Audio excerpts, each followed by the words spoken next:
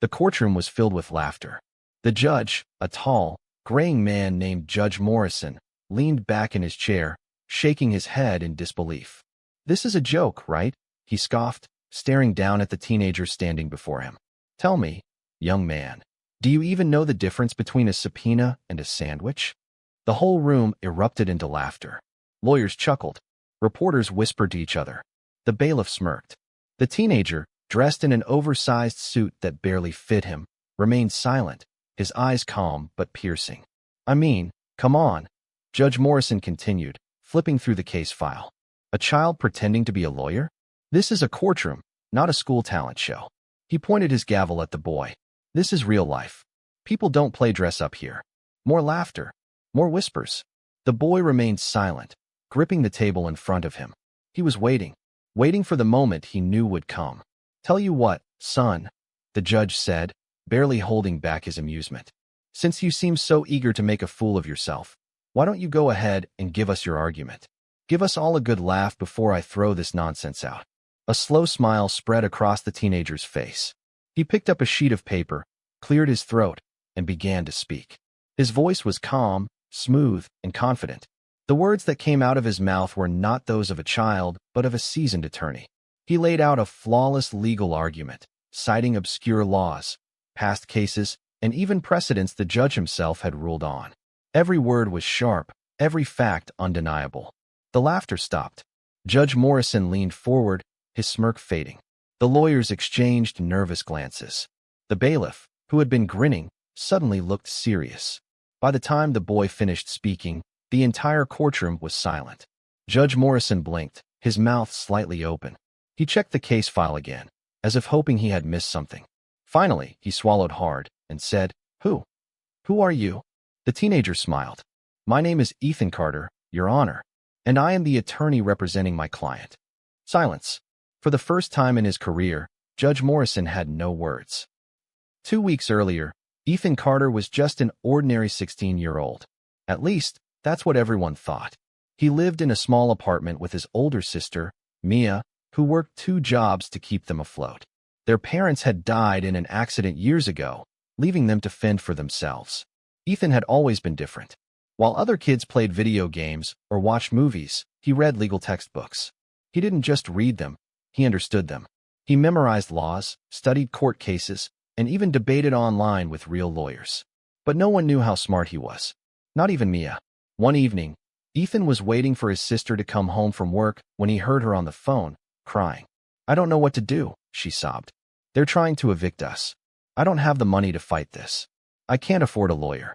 Ethan's heart pounded. Evict them? Their home was all they had left. He ran to Mia. "What happened?" She wiped her tears and tried to smile. "It's nothing, Ethan. Just some legal stuff. I'll figure it out." But Ethan wasn't stupid. He grabbed the eviction notice from her hand and read it. His eyes narrowed. Something wasn't right. "I think this is illegal," he said. Mia sighed. "Ethan, it's not that simple."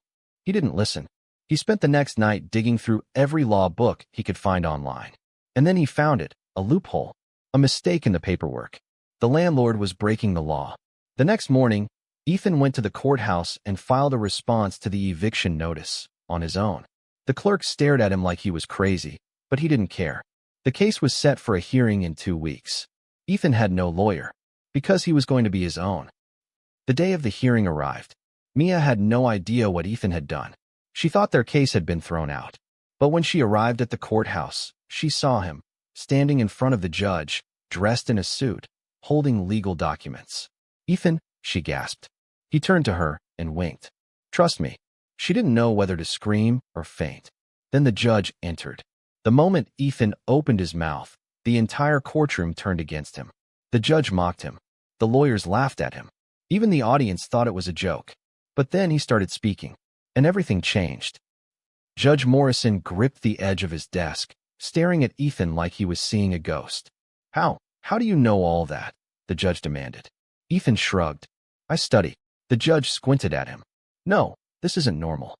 No teenager just walks in and argues a case like this. Who taught you?" Ethan smiled. "No one." The judge's jaw tightened. He glanced at the landlord's lawyer, who was now sweating. Mia watched in shock. Her little brother, The same kid who used to get nervous ordering food at a restaurant was tearing apart a professional lawyer's case. The landlord's lawyer stood up. "Your Honor, this is ridiculous. He's a child. He has no legal standing to argue this case." Ethan cut in smoothly. "Actually, under state law, anyone may represent themselves in civil court. There is no age restriction." The lawyer's face turned red. Judge Morrison cleared his throat. He turned to the landlord's lawyer. Is he correct?" The lawyer hesitated. He opened his mouth, then closed it. Finally, he muttered, "Technically, yes." A few gasps rippled through the courtroom. Judge Morrison rubbed his forehead. This is insane." Ethan remained calm. "Shall I continue?" The judge looked at him for a long moment. Then he sighed. "Proceed." The landlord's lawyer clenched his fists. He had planned for a quick, easy win. But now he was fighting against a kid who somehow knew the law better than most adults. He needed to stop him. Now, the lawyer suddenly slammed his hands on the table. "Objection, Your Honor. This whole case is a farce. This boy is a fraud, and I demand he be removed from this courtroom immediately." Ethan's heart pounded. He had expected this. He took a deep breath, preparing his counterargument. But before he could speak, Judge Morrison nodded. "I agree." Ethan froze. Mia gasped. The judge's voice was firm. "This is not a circus. This boy has no business in my courtroom." Two bailiffs stepped forward. "Remove him." Ethan's blood turned to ice. This was bad. Really bad. He wasn't just going to lose the case. He was about to be thrown out of court. And if that happened, Mia would lose everything. This wasn't over. Not yet. As the bailiffs grabbed his arms, Ethan did something no one expected. Something that would change everything. He shouted, "Your Honor, if you remove me, you'll be breaking the law." And the entire courtroom gasped. A heavy silence filled the courtroom. Judge Morrison's gavel froze midair. The bailiffs, gripping Ethan's arms, hesitated. Everyone stared at the teenager who had just accused a sitting judge of breaking the law. The judge's eyes narrowed. "Excuse me." Ethan took a deep breath, steadying himself. This was it. The moment that would decide everything. He straightened his suit and spoke clearly. "Under the Sixth Amendment of the Constitution, every person has the right to defend themselves in court. My client gave me power of attorney. I have legal standing." His voice was unwavering. "If you throw me out, Your Honor, you are violating my client's constitutional rights." Gasps rippled through the room. Judge Morrison's face darkened. He looked at the landlord's lawyer, who was now visibly sweating. "Is this true?" the judge asked. The lawyer stammered, flipping through his papers, desperate for a rebuttal. But Ethan already knew the answer. Finally, the lawyer swallowed hard. "Technically, yes." The tension in the room snapped like a rope about to break. Judge Morrison exhaled sharply and rubbed his temples. He was trapped. If he removed Ethan now, he could be accused of misconduct. If he let him stay, well, that was another problem entirely. Finally, with a deep sigh, the judge waved his hand. "Release him." The bailiffs let go of Ethan's arms. He dusted off his sleeves as if nothing had happened. Mia, still in shock, clutched her chest. "Ethan, what are you doing?" she whispered. Ethan didn't answer. He just turned back to face the courtroom, standing taller than ever. Judge Morrison adjusted his glasses and leaned forward. "All right, young man," he said slowly. "You've made your point. You have the right to be here. But that doesn't mean you're going to win." Ethan's lips curled into a small smile. "Then let's continue." The tension in the room was thick as Ethan returned to his argument. "The eviction notice served to my client is not only illegal but fraudulent," he said, pacing the courtroom like a seasoned lawyer. "The landlord claimed that my client failed to pay rent, but the payment records tell a different story." He turned to the judge and slid a stack of documents onto his desk. "These are bank statements proving that my client paid rent on time for the past 6 months." The judge flipped through them, frowning. "Where did you get these?" Ethan didn't blink. "Public records. A simple request to the bank." Judge Morrison looked impressed, but masked it well. He turned to the landlord's lawyer. "Is this true?" The lawyer scrambled for a response. "Your Honor, this doesn't prove." Ethan cut in. "It proves that the eviction notice was filed under false pretenses." He turned to the audience. "And do you know what that's called, ladies and gentlemen?" He slammed his hand on the table. "Fraud." A collective gasp rippled through the crowd. The landlord's lawyer shot to his feet. "Objection. That is a serious accusation." Ethan didn't flinch. You're right. It is. And that's why I have more evidence. More papers landed on the judge's desk. The landlord has been doing this for months, evicting tenants illegally and re-renting the apartments at a higher price. He's been making thousands off of fake evictions. I have testimonies from former tenants who were also evicted under similar false claims. Judge Morrison's face hardened as he read through the documents. His jaw clenched. The landlord, sitting in the corner, turned pale. The lawyer was sweating bullets. Mia covered her mouth in shock. The case had flipped. Ethan wasn't just defending his sister anymore. He was exposing a full-blown crime. The judge exhaled sharply and leaned back in his chair. Well, he muttered. This just got interesting. The landlord's lawyer was desperate now. Your Honor, this is just a child making baseless accusations. He has no formal legal education. Judge Morrison cut him off with a raised hand. Enough. He turned to Ethan. You're saying this isn't just about your client, but a pattern of illegal evictions? Ethan nodded. Exactly. The judge glanced at the documents again, then at the landlord, who was fidgeting nervously. If what this boy is saying is true, then we have a serious problem on our hands, the judge said. He looked at the landlord's lawyer. I want a full investigation into these claims. The lawyer turned red. But that wasn't a suggestion, the judge snapped. The lawyer swallowed his protest. Judge Morrison then turned to Ethan, studying him for a long moment. You're an unusual kid, he said. Ethan smirked. I get that a lot. The judge chuckled under his breath before clearing his throat. All right, I'm granting a temporary halt on your client's eviction while we look into this. Mia gasped. You mean we're not getting kicked out? For now, the judge said. He then looked at Ethan again. But this case isn't over. If these accusations hold up, there will be serious consequences. Ethan nodded. Understood. The judge sighed. Court is adjourned for today. We'll reconvene once the investigation is complete. The sound of the gavel striking would echoed through the silent courtroom. Ethan turned to Mia, a triumphant grin on his face. We did it. Mia stared at him in pure disbelief. Ethan, what did you just do? But before he could answer, the landlord's lawyer stormed over. His face was red with anger. This isn't over, kid, he hissed. You just made a lot of enemies. Ethan met his glare without flinching. Good, he said. That means I'm doing something right. The lawyer sneered, then stormed off. Mia grabbed Ethan's arm. Ethan, this is serious. You just exposed an entire scheme. What if they come after us? Ethan exhaled. He had thought about that. But before he could respond, his phone buzzed. He pulled it out and frowned. It was an unknown number. He hesitated before answering. Hello. A deep voice on the other end responded. That was impressive, Ethan Carter. Ethan stiffened. Who is this? The voice chuckled. Let's just say, I'm someone who's been watching, and I think we should meet. Ethan's grip tightened on the phone. Why? A pause. Because, kid, you just put yourself in the middle of something much bigger than you realize. Click. The call ended. Ethan stared at his phone, his heart pounding. Something wasn't right. This wasn't just about an eviction anymore. Something much bigger was happening, and he had just stepped right into it. Ethan stood frozen, staring at his phone. The call had ended, but the words echoed in his mind. You just put yourself in the middle of something much bigger than you realize. A chill ran down his spine. Mia tugged at his sleeve.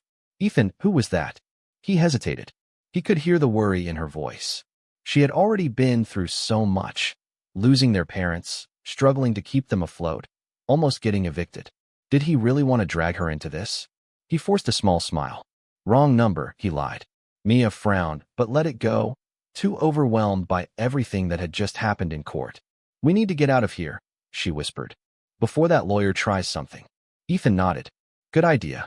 As they left the courthouse, he felt the weight of unseen eyes on him. He scanned the street, but saw nothing unusual. Still, his instincts told him something was off. They needed to be careful. That night, Ethan sat at his laptop, scrolling through articles about the landlord, Mr. Grayson. He wasn't just a random landlord. He was rich. Very rich. He owned multiple properties in the city. And now, Ethan had exposed him. His stomach tightened. Was that what the call was about? Was someone trying to warn him or threaten him? His phone buzzed again. Another unknown number. He hesitated before answering. Hello. This time, the voice was different. It was hurried, panicked. Ethan Carter. His heart pounded. Who is this? You don't know me, the voice said. But you need to listen. You're in danger. Ethan shot to his feet. What? Who are you? I used to work for Grayson, the voice whispered. I helped him file fake eviction notices.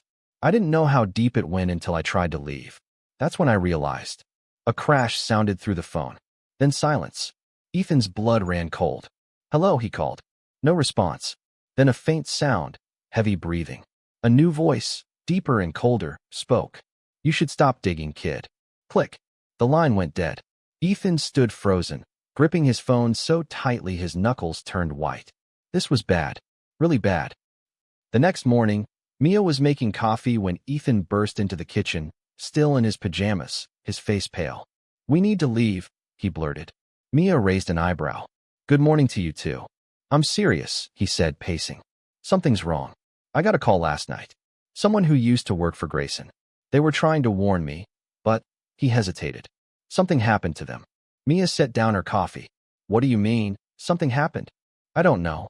Ethan ran a hand through his hair. They got cut off. And then someone else picked up. They told me to stop digging. Mia paled.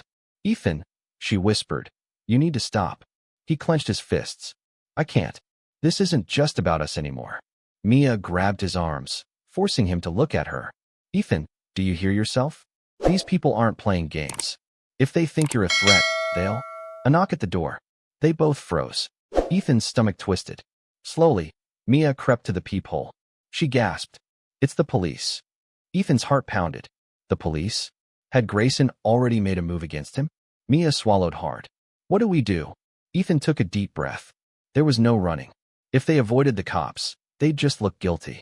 He straightened his shoulders. We open it. Mia bit her lip, then slowly turned the handle. The door swung open. Two officers stood there, serious expressions on their faces. The taller one, Officer Ramirez, pulled out a notepad. Ethan Carter? Ethan forced himself to stand tall. Yes. You need to come with us. Mia gasped. What? What? Officer Ramirez's face was unreadable. You're being investigated for fraud. Ethan's heart dropped. Fraud. He opened his mouth to argue, but before he could, the second officer stepped forward and snapped cold metal handcuffs around his wrists. The world tilted. Mia screamed. No, you can't do this. The officers ignored her. Ethan barely heard her cries as he was dragged away. His mind was spinning. How? How had this happened? Then it hit him. Grayson. This wasn't a fight anymore. This was war. Ethan sat in the back of the police car, his wrists cuffed, his heart pounding. This was bad, worse than anything he had imagined. He had walked into the courthouse like a genius, turning the case upside down. But now he was the one in trouble. Mia was banging on the car window. You can't do this. He's just a kid. Officer Ramirez sighed, but didn't look back. Ma'am, step back. Mia's eyes were wild with desperation. Ethan, say something. Ethan forced himself to stay calm. He turned to the officer. What exactly am I being charged with? Ramirez glanced at him in the rearview mirror. Fraud, unauthorized legal representation, and obstruction of justice. Ethan's stomach twisted. Fraud? Obstruction? They were trying to bury him. Who filed the charges? He asked, though he already knew. Ramirez sighed again. You know who. Grayson. Ethan's fists clenched. Mia was still yelling as the car pulled away. Ethan kept his eyes forward, his brain working fast. I have to get out of this. 15 minutes later, he was being led through the police station, his cuffs digging into his wrists. The moment he stepped inside, people started whispering. Some recognized him from the courthouse case. Isn't that the kid lawyer? I saw him on the news yesterday. Why is he in cuffs? Ethan kept his head high. He wouldn't let them see fear. They led him into an interrogation room. Cold metal chairs. A one-way mirror. Classic setup. They sat him down and uncuffed him. Then, Officer Ramirez and a man in a suit walked in. The man sat across from Ethan and folded his hands. I'm Assistant District Attorney Cole, the man said. Do you know why you're here? Ethan took a slow breath. Because someone wants me to shut up. Cole raised an eyebrow. That's a bold statement. It's a true statement, Ethan countered. These charges are fake. Cole leaned forward. You're 16. No legal degree. No license. And yet, you walked into a courtroom and argued a case. Ethan met his stare. Self-representation is legal, not when you're representing someone else. Ethan clenched his jaw. Mia gave me power of attorney. Cole smirked. That may be true, but you're missing the bigger issue. You embarrassed some very powerful people. There it was. Ethan had expected this. Mr. Grayson, Cole continued, filed an official complaint. Claims you falsified evidence. Ethan's blood ran cold. That's a lie. Cole shrugged. Then prove it. Ethan's mind raced. Where's my sister? She's outside, trying to find a lawyer. Cole sighed. But let's be real. What lawyer is going to take a case for a kid accused of fraud? Ethan narrowed his eyes. Then I'll represent myself. Cole chuckled. Oh, kid, you're already in enough trouble. Ethan didn't blink. I don't care. Cole studied him for a long moment. Then he stood up. You've got one chance, Carter.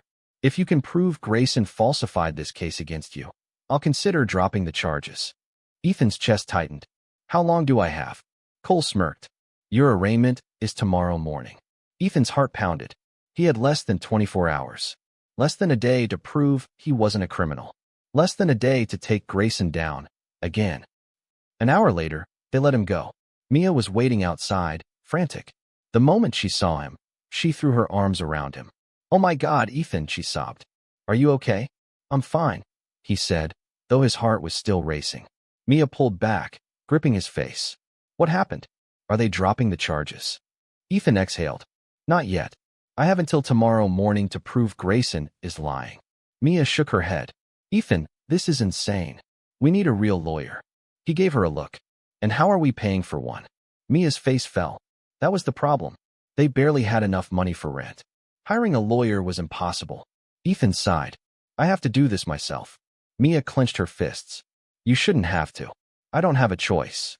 Mia wiped her eyes. Then what do we do? Ethan took a deep breath. We fight back. They went home, but Ethan didn't sleep. He spent the entire night combing through the case files, looking for anything that could help him. Then, at 2 a.m., he found it. The eviction documents Grayson had filed, they had the wrong dates. One document said Mia had missed rent in April. Another said she missed it in May. And then, Ethan's eyes widened. Grayson had signed both documents. But the signatures didn't match. His pulse raced. A forged signature. That was a felony. Ethan grabbed his phone and called the only person who might help. The line rang once. Twice. Then, hello. Ethan took a deep breath. I need a favor. The voice on the other end paused. Kid, do you have any idea what time it is? Ethan clenched his jaw. I'm being framed for fraud. If I don't prove my innocence by morning, I'm going to jail. A long silence. Then, finally, what do you need? Ethan exhaled. I need you to analyze a signature. I think Grayson forged legal documents. The person on the other end whistled. That's a big accusation. Ethan nodded. It's also the truth. A pause. Then, the voice said, send it over. Ethan quickly sent the documents. Minutes later, he got a response. You're right, the person said. It's a forgery. Ethan's hands shook. He had him. He had Grayson. But before he could celebrate, a sudden sound. Glass shattering. Ethan whipped his head toward the window. A shadow moved outside. Then, a brick crashed through the glass, landing on the floor. Mia screamed. Ethan ran to the window, his heart hammering. There was a note tied to the brick. He grabbed it, his hands shaking. Unfolded it. Read the words. Drop the case, or else. Ethan swallowed hard. This wasn't a game anymore. This was real. And if he wasn't careful, he wasn't going to make it to court tomorrow. Ethan's breath caught in his throat as he stared at the note. His fingers trembled, gripping the paper so hard it crinkled. Ethan, Mia whispered, her voice shaking. What does it say? He turned to her, his heart pounding. Should he tell her? Should he lie? But Mia wasn't stupid. She could see the fear in his eyes. She snatched the note from his hands and read it. The moment she did, her face drained of color. Oh my God, she breathed. Ethan, this is a threat. A heavy silence settled between them. Then, without warning, Mia grabbed his arm. That's it. We're leaving. Ethan yanked away. No, we can't. Ethan, someone just threw a brick through our window. What if they come back? What if they... She choked on her words. What if they hurt you? Ethan clenched his fists. That's exactly why we can't run. Mia's eyes widened. What? Ethan's jaw tightened. They're scared. That's why they're trying to intimidate us. If we run, they win. Mia shook her head, tears brimming in her eyes. I don't care about winning. I care about keeping you alive. Ethan softened. He understood her fear. He really did. But backing down wasn't an option. He placed his hands on her shoulders. Mia, listen to me. I have proof. I can clear my name. If I don't show up in court tomorrow, Grayson walks free. Mia's breath hitched. She knew he was right, but that didn't make it any less terrifying. She swallowed hard. Then what do we do? Ethan turned back to the shattered window, his mind racing. We fight back. They had to be smart. Careful. Ethan stayed up the rest of the night, putting together his evidence. The forged signature. The inconsistencies in Grayson's documents. The testimonies from other evicted tenants. But he knew one thing for sure. Grayson wasn't going to let him walk into court tomorrow without a fight. At 5 a.m., Ethan made a call. Hello. The groggy voice answered. It's Ethan, he said quickly. I need your help. The voice on the other end sighed. You really don't sleep, do you? No time for jokes, Ethan said. I'm in serious trouble. A pause. Then what's going on? Ethan explained everything. The forged documents, the threats, the broken window. The person on the other end whistled. Sounds like you kicked the wrong hornet's nest. Ethan rubbed his forehead. Yeah, and now I need to make sure I don't get stung. A beat of silence. Then, I'm in. What do you need? Ethan exhaled in relief. I need backup. By 7 a.m., Ethan and Mia were waiting outside a diner, sipping bad coffee. Mia was still shaken, but she stayed close to Ethan, protective as ever. Then, a car pulled up. A tall, lean figure stepped out, stretching. His blonde hair was messy, his hoodie slightly oversized. He looked more like a college dropout than anything else. Mia squinted. Who's this? The guy smirked and held out a hand. Leo Parker. The best hacker in this city. Mia blinked. A hacker? Ethan nodded. Leo's a genius when it comes to digging up dirt. And right now, we need as much dirt on Grayson as possible. Leo grinned. So, you want me to wreck a millionaire landlord? He cracked his knuckles. Sounds fun. Mia looked alarmed. Ethan, this sounds illegal. Leo chuckled. Only if we get caught. Ethan shot him a look. Not helping Leo. Mia rubbed her temples. I can't believe this is happening. Ethan ignored her and turned to Leo. Can you get into Grayson's records? Leo smirked. Already did. Ethan's eyes widened. What? Leo pulled out his phone. Last night, after you called, I figured I'd start early. And guess what? He flipped the phone around. Ethan and Mia leaned in. The screen displayed financial transactions. Lots of them. Leo grinned. Grayson's been making illegal side deals with city officials, paying people off to look the other way while he evicts tenants and jacks up rent prices. Mia gasped. Are you serious? Ethan's blood ran hot. That means we have more than just forgery. We have corruption. Leo nodded. And if we drop this in court, Grayson won't just lose. He'll go to prison. Ethan clenched his fists. Perfect. Mia, however, looked pale. Ethan, this is huge. If Grayson realizes we have this. Ethan exhaled. He already knows. They all went silent, the weight of the situation sinking in. Leo tapped his chin. All right then. We need a plan. Ethan's mind raced. We go to court. Present everything. But we need to be careful. Leo crossed his arms. How careful? Ethan looked him dead in the eyes. Careful enough to make it there alive. By 9 a.m., they were in a cab, heading toward the courthouse. Ethan's hands were sweaty, but he forced himself to stay calm. Then, a black car appeared in the rearview mirror. It was following them. Mia noticed it too. Ethan, he turned to the driver. Take a different route. The driver frowned but obeyed, turning down a side street. The black car turned with them. Mia's breath hitched. They're following us. Leo swore under his breath. That's not good. Ethan's pulse raced. They had to lose them. Driver, he said quickly, get us to the courthouse. Fast. The driver nodded and pressed down on the gas. The black car sped up. Ethan's stomach twisted. Whoever was inside that car. They didn't want him to make it to court, and they were willing to stop him, by any means necessary. The cab swerved through traffic, tires screeching against the pavement. Ethan gripped the seat in front of him, his heart pounding like a drum. Mia gasped as she turned to look out the back window. They're getting closer. Leo clenched his jaw. We need to lose them. Now. Ethan turned to the driver. Take the next alley. The driver hesitated. Kid, that's not. Just do it. The driver cursed under his breath, but obeyed, yanking the wheel to the right. The cab skidded into a narrow alleyway, barely squeezing between two old buildings. Trash cans toppled over, and a stray cat yowled in surprise. The black car tried to follow, but it was too big. It slammed into the walls of the alley with a loud crash. Ethan exhaled in relief. That bought us some time. Mia clutched his arm. Ethan, this is crazy. Who are these people? Leo pulled out his phone, typing furiously. Give me a sec. I'm running the plate number. The driver, still shaken, sped out of the alley and back onto the main road. You kids are gonna get me killed. Ethan ignored him. He was too focused on the fact that someone had just tried to stop them from reaching court. The courthouse was only a few minutes away now. He wasn't going to let Grayson win. Not now. Not ever. By the time they reached the courthouse, Ethan's hands were still shaking. Leo checked his phone. Bad news, guys. Ethan took a deep breath. What now? Leo held up his phone. The black car? Registered under a shell company. But guess who owns that company? Ethan already knew. Grayson. Leo nodded. He sent those guys to scare you. Mia looked furious. He tried to kill my brother. Leo smirked. Yeah, well, he failed. Ethan clenched his fists. It doesn't matter. We go in there and take him down. Right now. Mia swallowed hard. Be careful, okay? Ethan gave her a reassuring nod.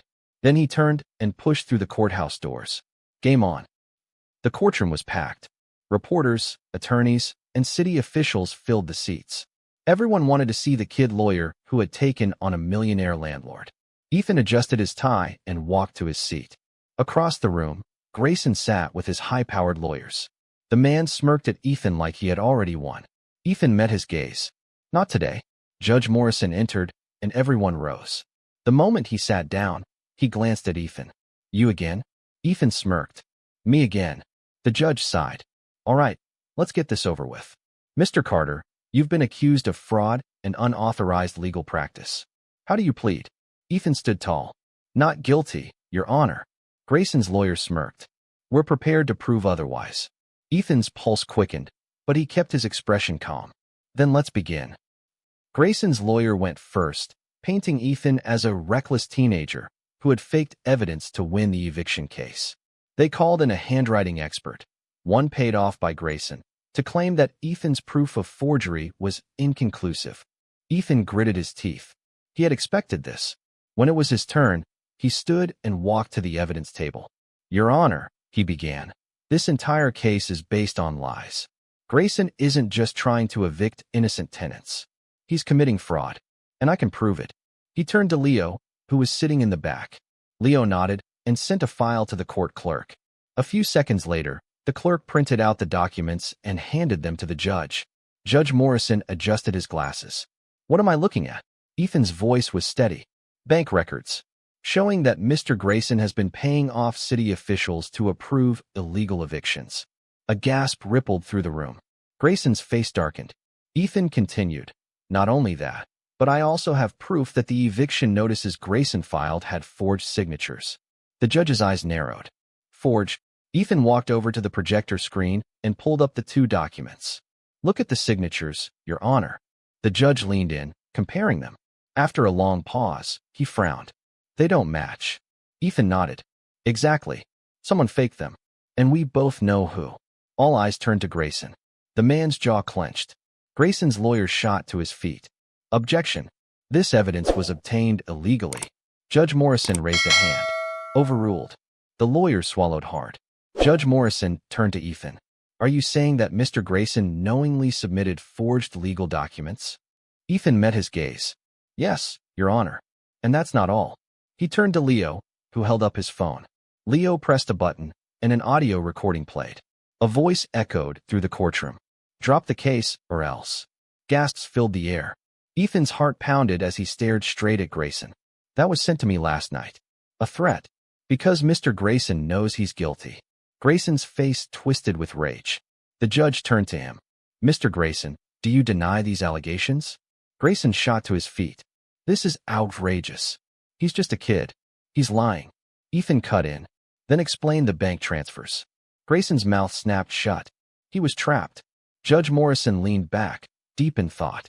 The courtroom was dead silent. Finally, he spoke. Based on the evidence presented, I find that the charges against Ethan Carter are false. A wave of relief crashed over Ethan. But the judge wasn't done. And as for Mr. Grayson, He turned to the bailiff. Detain him immediately. We have more than enough to launch a full criminal investigation. Grayson's eyes widened. Wait, no. You can't.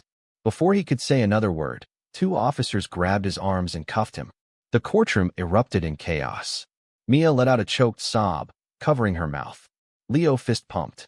Oh, that was beautiful. Ethan? Ethan just smiled. Because he had done it. He had won. Outside the courthouse, reporters swarmed Ethan, shoving microphones in his face. Ethan Carter, how does it feel to beat a millionaire landlord in court? Do you plan to become a real lawyer? Were you scared? Ethan exhaled and looked at Mia, who nodded encouragingly. Then, he turned back to the reporters and grinned. Scared? Yeah, but sometimes you have to be scared to do what's right. The cameras flashed. Ethan Carter, teenager, genius, and now a legend. But as he stood there, basking in victory, his phone buzzed. A blocked number. He hesitated before answering. A deep, unfamiliar voice spoke. You're impressive, Ethan Carter. Ethan's stomach twisted. Who is this? The voice chuckled. Let's just say, Grayson was only the beginning. Click. The line went dead. Ethan's smile faded. Because something told him.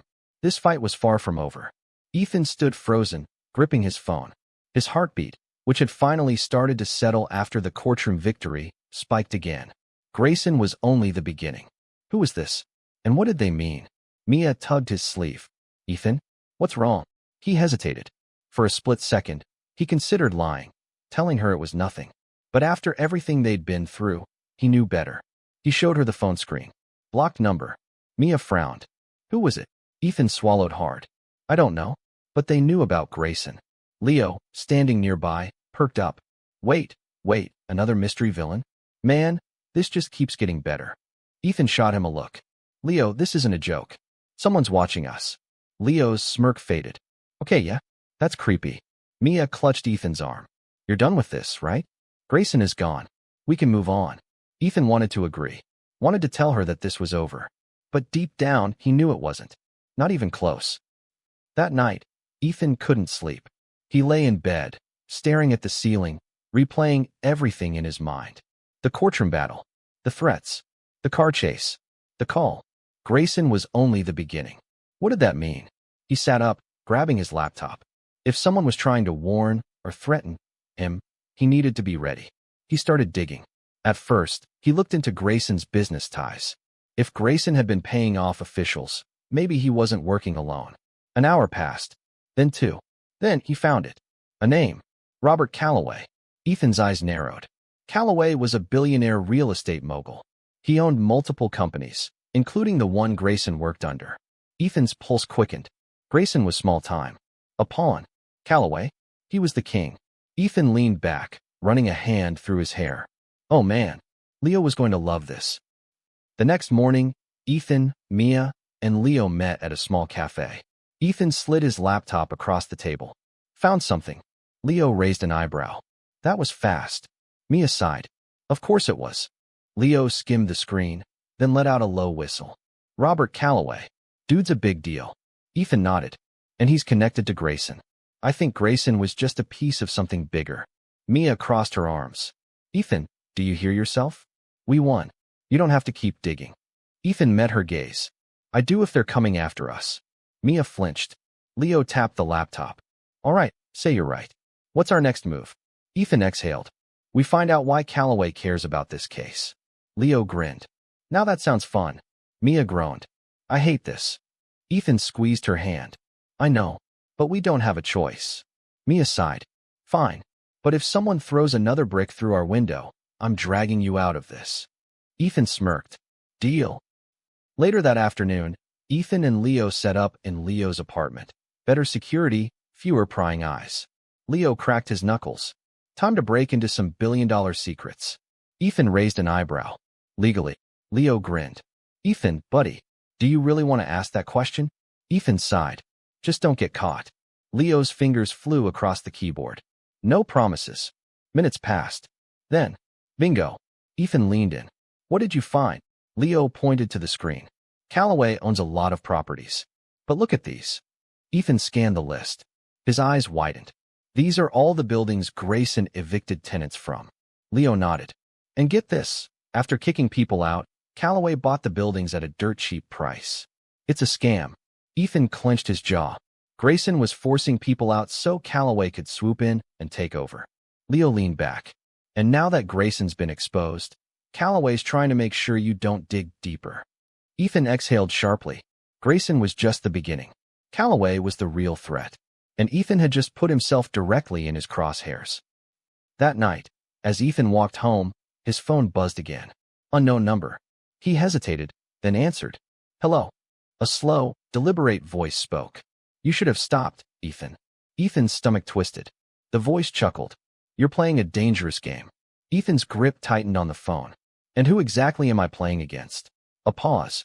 Then, I think you already know. Click. The call ended. Ethan swallowed hard, his breath shaky. Calloway.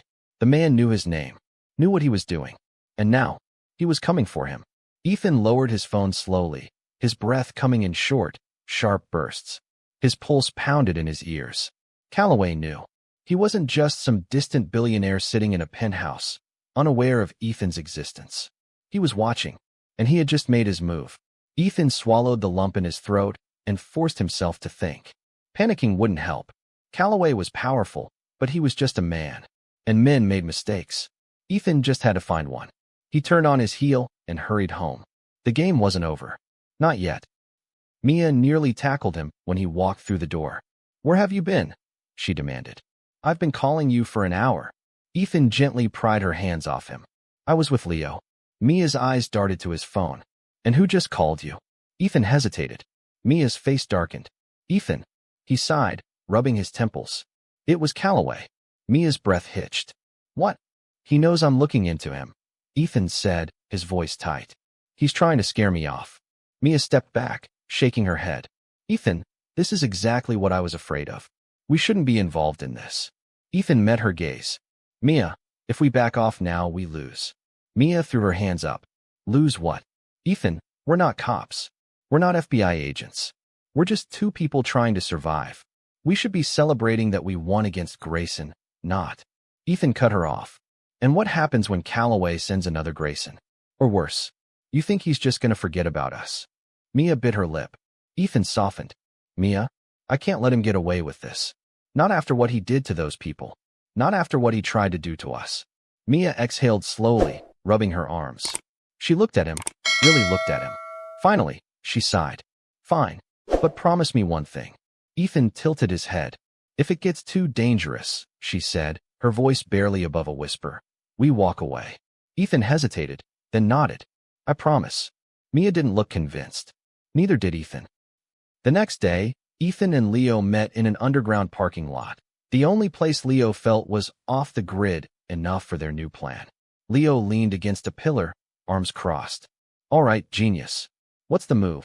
Ethan pulled out his laptop and opened the files they had stolen, gathered legally, as he liked to put it. Calloway's been buying up properties after evictions, right?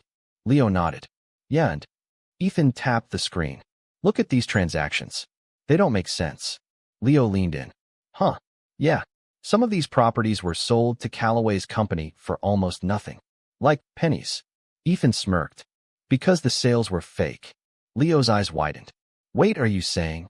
Calloway isn't actually buying these buildings, Ethan explained. He's stealing them. He's forcing evictions, bribing officials, then transferring the property under shell companies so no one can track it back to him. Leo let out a low whistle. Dude's playing Monopoly with real buildings. Ethan nodded. And if we prove this in court, he won't just lose his empire. He'll go to prison. Leo grinned. So what's the plan? Ethan closed the laptop. We need to get into Calloway's private records. Leo's smirk faded. Wait. What? You said you could hack into Grayson's stuff, Ethan pointed out. Can you do the same with Calloway? Leo blinked. Ethan, Calloway is a billionaire. His security is probably tighter than the Pentagon. Ethan folded his arms. But can you do it? Leo hesitated. Then, slowly, his lips curled into a smirk. Oh, I love a challenge. Ethan grinned. Now they were getting somewhere. By nightfall, Leo was deep in his laptop, typing furiously. Ethan watched over his shoulder, sipping a soda. Anything. Leo exhaled. This guy is paranoid. His files are locked behind so many firewalls it's ridiculous. Ethan frowned. Can you get through? Leo scoffed. Can I? Of course. But it'll take time. Mia, sitting on the couch with her arms crossed, sighed. This is insane. Ethan shot her a look. You didn't have to stay. Mia narrowed her eyes. Oh, please. Like I was going to leave you two idiots alone with this. Leo smirked. Hey, I take offense to that. Ethan chuckled. Then his phone buzzed. Unknown number. Again. His stomach twisted. He answered. What do you want? A familiar voice responded. You should have listened, Ethan. Ethan's grip tightened. You don't scare me. Calloway chuckled. Oh, kid. That's the problem. You should be scared. A pause. Then, I hope your sister likes surprises. Ethan's blood ran cold. What? Click. The line went dead. Ethan shot up from his chair. Mia, we need to go. Now. Mia frowned. What? What's wrong? Ethan's hands shook. Calloway, he just threatened you. Mia's face paled. What? Before Ethan could respond, the power in the apartment cut out. Total darkness. Mia gasped. Ethan. Then, a loud bang on the front door. Ethan's heart stopped. Leo stood, eyes wide. Guys? I think we have a problem. Another bang. Ethan swallowed hard. This wasn't a warning anymore. Calloway had sent someone, and they were already here. The apartment was completely dark. The only sounds were Mia's shaky breathing, Leo's muttered curses, and the heavy bang against the door. Then another. And another. Whoever was outside wasn't knocking. They were trying to break in. Ethan's pulse thundered in his ears. He grabbed Mia's hand and pulled her away from the living room. We need to move. Now. Leo was already shoving his laptop into his backpack. You think. Another bang. The door cracked, splintering at the hinges. Mia's grip on Ethan's arm tightened. Ethan. The lock snapped. The door slammed open. A shadowy figure stepped inside. Tall, broad-shouldered, dressed in all black, and holding a gun. Mia choked on a scream. Leo swore under his breath. Ethan's stomach twisted. Calloway really sent a guy with a gun. The figure took a step forward. The dim glow of the streetlights outside revealed his face. A hard, scarred jaw. Cold, calculating eyes. He wasn't here to talk. Ethan grabbed the closest thing he could, a lamp, and hurled it. Crash. The man barely flinched. Instead, he raised the gun. Move, he ordered, voice like gravel. Ethan's heart slammed against his ribs. Mia was shaking. Leo's hands curled into fists. But Ethan? He forced himself to breathe. To think. Calloway wanted him scared. Wanted him weak. No, not happening. Ethan's mind raced. He needed to get them out. Now. His eyes darted to the window. It was risky, but it was their only chance. He tightened his grip on Mia's hand. On my count. Mia's eyes widened. Ethan. 1. Leo's muscles tensed. Oh, hell no. 2. The gunman took another step forward. 3. Run. Ethan yanked Mia toward the window and leapt. Glass exploded around them as they crashed through. The freezing night air hit Ethan like a punch. For a split second, they were weightless. Then gravity won. They fell. Ethan hit the dumpster hard. Pain shot through his ribs as he tumbled onto the alley floor. Mia landed beside him with a groan. Leo? A thud came from above. I hate you, Ethan. Ethan coughed, wincing. You're welcome. Above them, the gunman peered through the shattered window. Then, he aimed. Ethan's stomach dropped. Move. A gunshot rang out. The bullet whizzed past, shattering a street lamp. Mia screamed. Leo scrambled to his feet.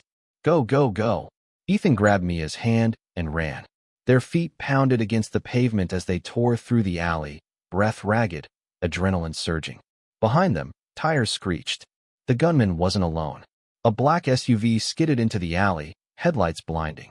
Doors swung open. More men. Ethan's mind raced. They couldn't outrun a car. They needed to disappear. Then he saw it. A rusted metal door, slightly open. A warehouse. Perfect. This way. He shoved Mia and Leo inside and slammed the door behind them. Darkness swallowed them whole. The warehouse smelled like oil and dust. Faint moonlight streamed through broken windows. Ethan pressed against the door, listening. Outside, footsteps. Voices. Find them. Mia gripped Ethan's arm. We're trapped. Leo panted beside her. Yeah, I'd like to formally vote against ever hanging out with you again. Ethan ignored him, scanning the warehouse. There. A staircase leading to a catwalk. Up there. They climbed quickly, ducking behind an old stack of crates. Ethan's chest burned from the fall. His ribs ached. But they couldn't stop. Below, the warehouse door creaked open. Heavy footsteps echoed. The gunman was inside. Ethan held his breath. Mia squeezed his hand so tightly it hurt. Leo whispered, "Tell me you have a plan." Ethan did. It was insane, and it probably wouldn't work. But it was all they had. He pointed toward a large stack of boxes balanced precariously near the catwalk. Leo's eyes widened. "Oh, you are crazy." Ethan nodded. Leo grinned. "I love it." "Mia?" She looked horrified. "I hate it." Ethan whispered, "On my mark." The footsteps below grew closer. The gunman stepped into view. He scanned the warehouse, eyes sharp. Then, his gaze snapped up. He saw them. His gun rose. Now, Leo kicked the closest crate. The entire stack collapsed. Boxes, metal pipes, and debris rained down. The gunman barely had time to react before. Crash. The avalanche slammed into him, knocking him flat. His gun clattered across the floor. Ethan grabbed Mia's hand. "Run!" They bolted down the catwalk, darting toward the emergency exit. They burst into the cold night air, lungs burning. Behind them, the warehouse door flew open. More men. More guns. Mia gasped. "We're not going to make it." Then, honk. A beat-up car skidded into the alley. The window rolled down. "Get in." Ethan's heart jumped. It was the last person he expected. Officer Ramirez. They barely made it inside before the car peeled out. Bullets ripped through the air, shattering the back window. Mia screamed. Leo cursed. Ethan ducked, heart racing. Ramirez gripped the wheel, eyes locked on the road. "You kids really know how to make enemies." Ethan panted. "How did you find us?" Ramirez didn't look away from the road. "I've been watching you, Carter." Ethan's stomach twisted. "Why?" Ramirez turned, his face serious. "Because you're messing with people who don't lose." Ethan swallowed hard. "Calloway." Ramirez nodded. "And if you don't stop now?" He looked Ethan dead in the eyes. "You won't live long enough to see what happens next." The car swerved down narrow streets, tires screeching as Officer Ramirez pushed the accelerator. The sound of the engine was the only thing Ethan could hear over the pounding in his chest. His mind raced. Why was Ramirez helping them? Was he a part of this? Ramirez glanced at him through the rearview mirror. His eyes were hard, but there was something else in them, something unsettling. "You kids have no idea what you're up against," he said, his voice low. "Calloway is not a man to mess with." "And now? He knows you're after him." Ethan's stomach turned. "Then why are you helping us?" The officer's knuckles tightened on the steering wheel. "Because I don't like what he's doing to this city. And I owe someone a favor." Mia shot Ethan a nervous glance. She had been quiet since they'd climbed into the car, but her eyes were wide with fear. "Who?" Ethan asked, his voice barely above a whisper. Ramirez didn't answer right away. He kept his eyes on the road, his jaw clenched. After a few moments, he finally spoke. "Someone I can't name. But let's just say, I've seen the kind of power Calloway has. And I've seen the wreckage he leaves behind." Ethan's head spun. He knew what he had to do. He couldn't back down. But was Ramirez right? Were they in over their heads? The car took a sharp turn, and they were on a new road, far away from the warehouse.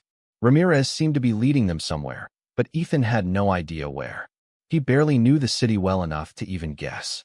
Leo broke the silence. "So we're just trusting this guy now?" Ramirez glanced at him through the rearview mirror again.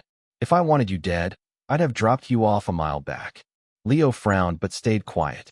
Ethan turned to Ramirez. "We need information. Calloway is behind everything. But we need proof, real proof.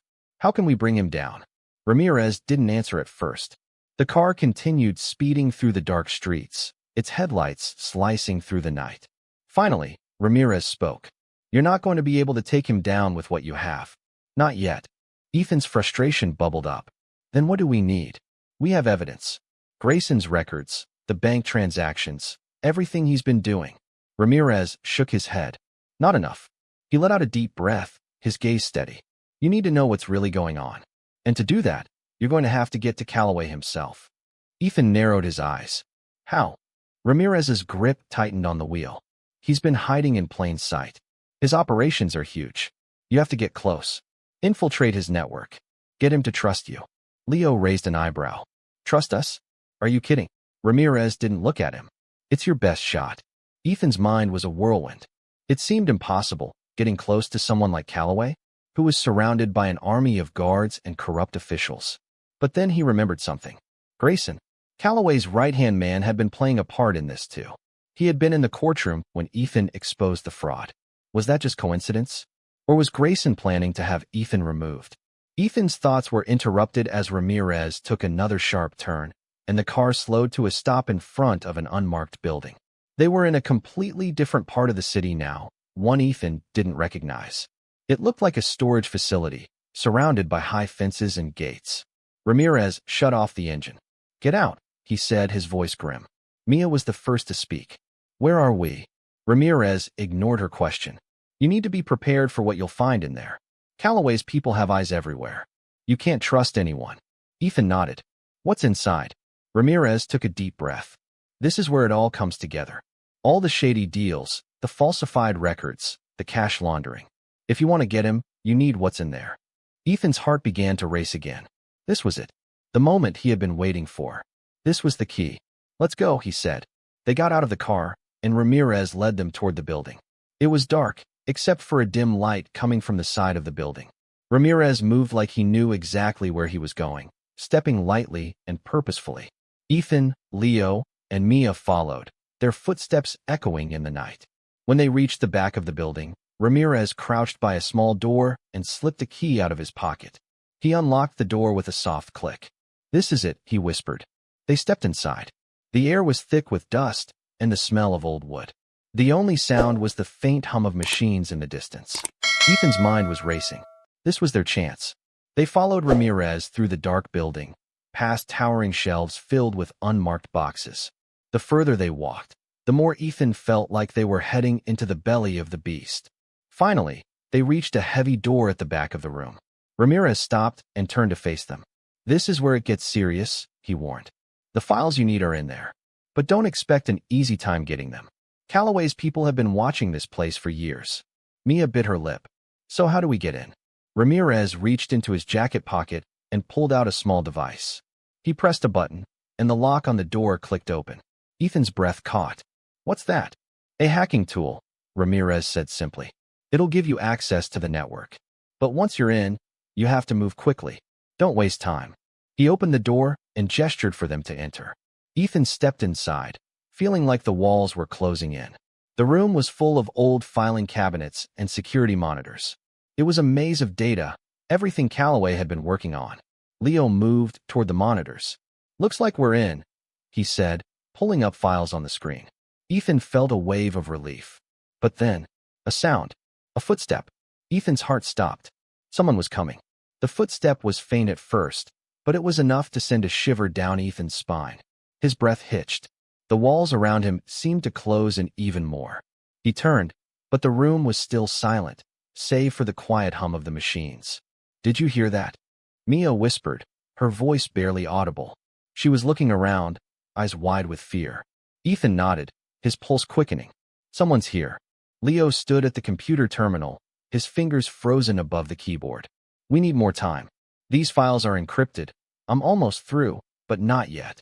Ethan took a deep breath and quickly assessed the situation. They were in a warehouse filled with sensitive files. If someone had heard them, they wouldn't have much time before the guards arrived. They needed to get out, and they needed to do it fast. He motioned to Mia and Leo. "Keep working. I'll cover you." "Cover us," Leo hissed. "Are you out of your mind? You think we're just going to sit here while you play hero?" He sounded frustrated, but Ethan didn't have time for arguments. There was no other choice. Ethan glanced toward the door. The footsteps were getting louder now. Someone was definitely coming toward them. His hand instinctively moved toward his jacket pocket, where he kept the small knife he'd brought for emergencies. The tool was a small comfort, but he knew that it wouldn't be enough to handle whoever was coming. "Get ready," Ethan muttered under his breath. Leo's face shifted, clearly realizing that the situation was growing increasingly dangerous. "Fine, but if we end up fighting our way out of here, I swear I'll never speak to you again." Ethan gave a quick, tight smile. "That's fair." Mia grabbed his arm. "We don't have much time. Do you hear them? They're getting closer." Ethan nodded. He could hear the sound now, too, a faint shuffle of feet on concrete. He turned and started moving silently, heading toward the door that led to the back hall of the warehouse. He motioned for Leo to stay at the terminal and for Mia to follow him. As he pressed his back against the cold wall, He exhaled slowly, trying to steady his nerves. The door handle was cold under his grip, and he felt the weight of what was about to happen. They had to get those files, but they also needed to get out of there alive. How much longer? Ethan whispered to Leo, his voice low and tense. Leo didn't answer right away, his eyes fixed on the screen. The files are almost ready. Just a couple more minutes, but we might not have that long. Just do it, Ethan muttered, his mind racing. We need to make it count. Suddenly, the sound of footsteps stopped. Ethan's heart skipped a beat. He quickly glanced back toward the terminal. Leo was still working, furiously typing on the keyboard. Mia stood near him, tense, eyes darting nervously. Ethan slowly inched toward the door, listening intently. Was someone outside? Then, he heard it. A muffled voice, low but unmistakable. Check the back. The door, the one they had just come through, creaked. Ethan froze. Someone was coming through the other door. They were trapped. His heart pounded in his chest as he darted back toward Leo and Mia. He grabbed Leo by the shoulder. We're out of time. Move. Now. Leo's eyes widened as he understood. Without another word, he yanked the flash drive from the terminal and shoved it into his pocket. Done. Let's go, Ethan shouted. They rushed toward the back door. Ethan's eyes were locked on the hallway outside as they sprinted down it, hearing the faint sound of footsteps and voices growing louder behind them. Where's the exit? Mia asked, panic creeping into her voice. Just up ahead, Ethan said, his throat tight. The sound of their footsteps echoing off the walls seemed to grow louder. They couldn't outrun whoever was chasing them, not in this space. They needed to lose them. Ethan led them through the narrow hallway, adrenaline flooding his system. He pushed the door open, his heart nearly stopping as it creaked loudly. His eyes scanned the dark alley ahead, but it was clear there was no time to hesitate. Go, Ethan ordered. They ran. Their feet thudded against the ground as they raced through the dim alleyway, but the sound of pursuit was still close behind them. Ethan's mind spun with possibilities. He didn't know how long they could keep this up. Mia was panting, barely keeping up, her hand gripping his wrist tightly. Ethan, they're right behind us. We need help. We're fine. Just keep running, Ethan urged, trying to push forward. The alley curved sharply ahead. Ethan quickly glanced over his shoulder and saw two figures emerging from the door they'd just escaped from. Their figures were blurry in the dark, but the shape of a gun in one of their hands was unmistakable. The sound of another voice, harsh and cold, carried over the wind. They went this way. Find them. Ethan's stomach lurched. They had to find a way out. Up ahead, he spotted a small set of stairs that led to an old, rusted fire escape. It was high, but it was their only chance. Up! Ethan shouted, pulling Mia and Leo toward the stairs. Mia was struggling to keep up, but she gritted her teeth and followed. Leo was right behind them. They reached the stairs just as the first pursuers turned the corner. Ethan climbed faster, pulling Mia up behind him.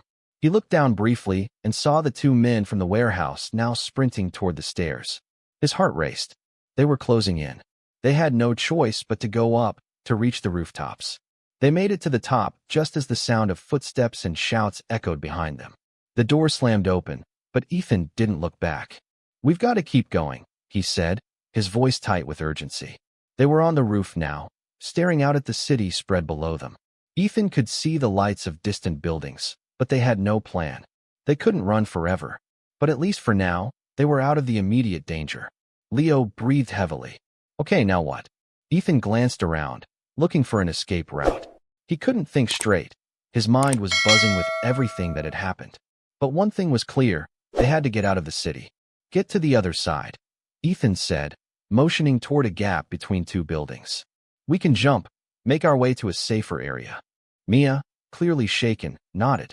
And then we fight back, Ethan said, his voice determined. We stop Calloway before he hurts anyone else. The night felt endless as they made their way across the rooftops, adrenaline still coursing through their veins. But even as they neared the end of their escape, Ethan couldn't shake the feeling that they were not yet free. Calloway had eyes everywhere, and as much as they had managed to escape tonight, he knew they couldn't outrun him forever. The real battle was only just beginning. The rooftop was cold beneath Ethan's feet, the sharp wind cutting through the thin fabric of his jacket. His breath came in rapid bursts as they made their way across the narrow ledges between the buildings. He glanced back every few seconds, expecting to see the flashlights of Calloway's men chasing after them. But all he saw was the city's distant skyline, its towering buildings fading into the dark horizon. They had made it to the next building, but the escape wasn't over yet.